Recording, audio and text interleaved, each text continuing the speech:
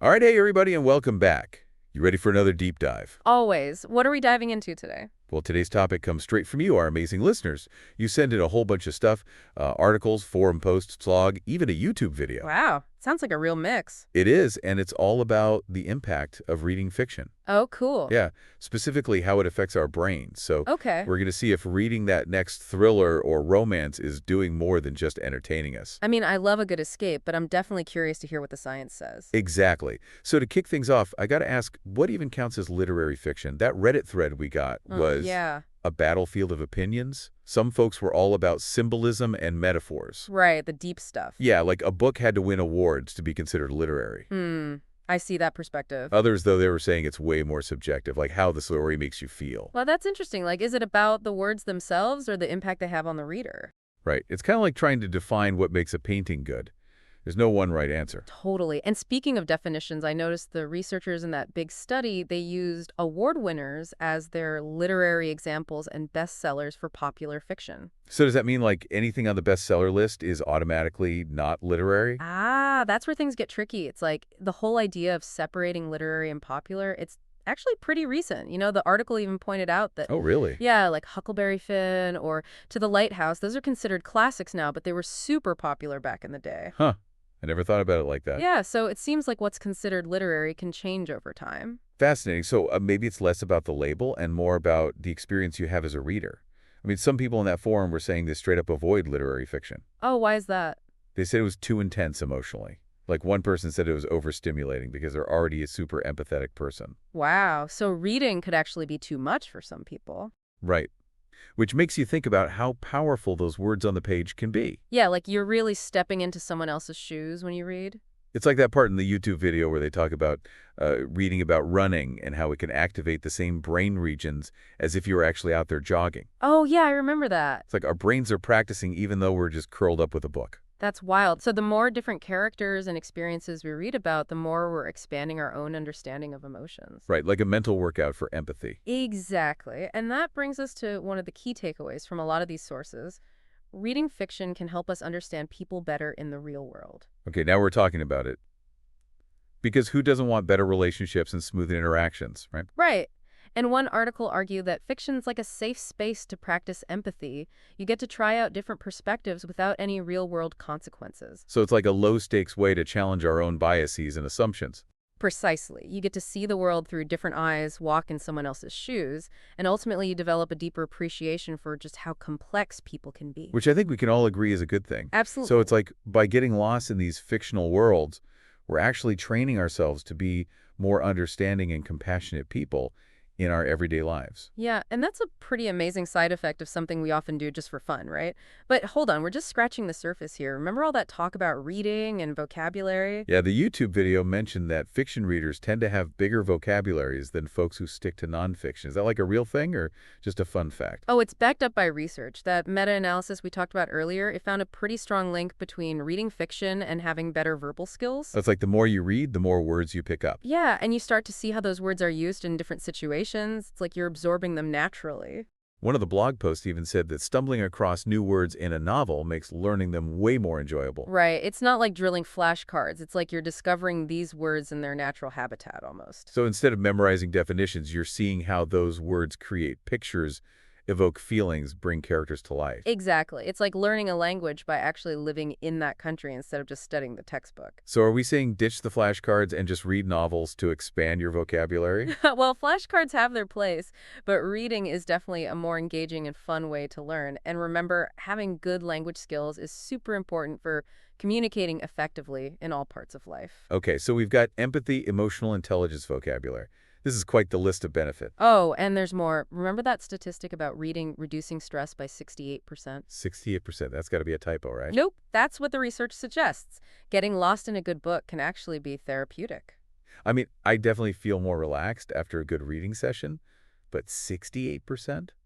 That's wild. One of the sources compared it to other enjoyable activities like listening to music or spending time outdoors.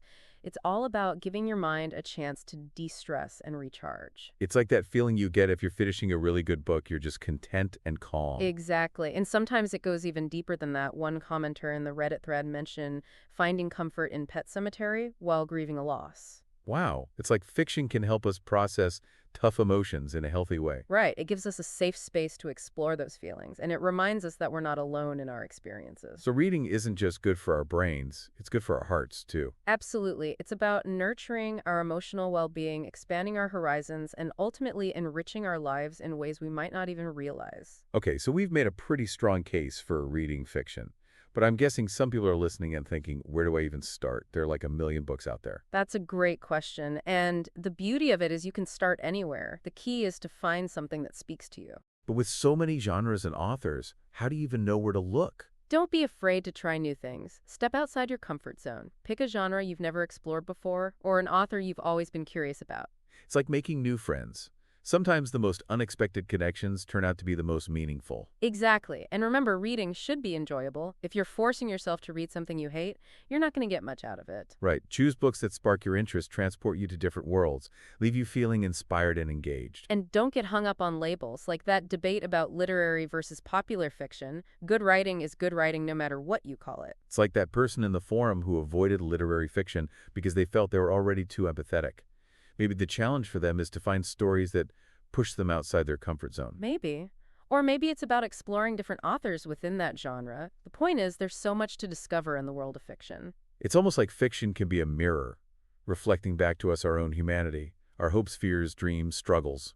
And it allows us to connect with others who might be completely different from us, to understand their motivations and perspectives, to see the world through their eyes. And that's where the true power of fiction lies. I think so. It's not just about entertainment or cognitive benefits. It's about fostering empathy, compassion, and a deeper understanding of ourselves and the world around us. It really makes you wonder, if we all made a conscious effort to engage with fiction more, could it actually make a difference in how we treat each other in the real world? That's a fascinating question, and it's something researchers are actually studying. There are studies looking at how reading fiction can affect prejudice, prosocial behavior, even conflict resolution. Wow, so there could be real-world implications to something as simple as picking up a novel. Exactly. The early findings are pretty promising, but there's still a lot more to learn. It's exciting to think about the possibilities, though, right?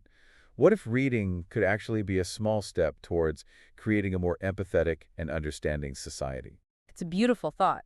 And while we don't have all the answer yet, one thing's for sure, reading fiction is more than just a leisure activity. It's a powerful tool for growth, connection, and understanding what it means to be human. You've given us so much to think about today. What are your final thoughts for our listeners as they embark on their next literary adventure? You know, it's funny, after this deep dive, I'm seriously thinking about trading my gym membership for a library card. I'm with you. It really is like reading fiction can be a workout for your brain. Especially when it comes to those social skills we use every day. Right. It's like those simulations they use to train pilots or surgeons, except we're getting our practice by living through fictional characters. And just like any skill, the more you practice, the better you get. Exactly. So maybe those who read a lot of fiction are actually better at handling conflicts Or building strong relationships. or navigating all those awkward social situations. It makes you wonder, doesn't it?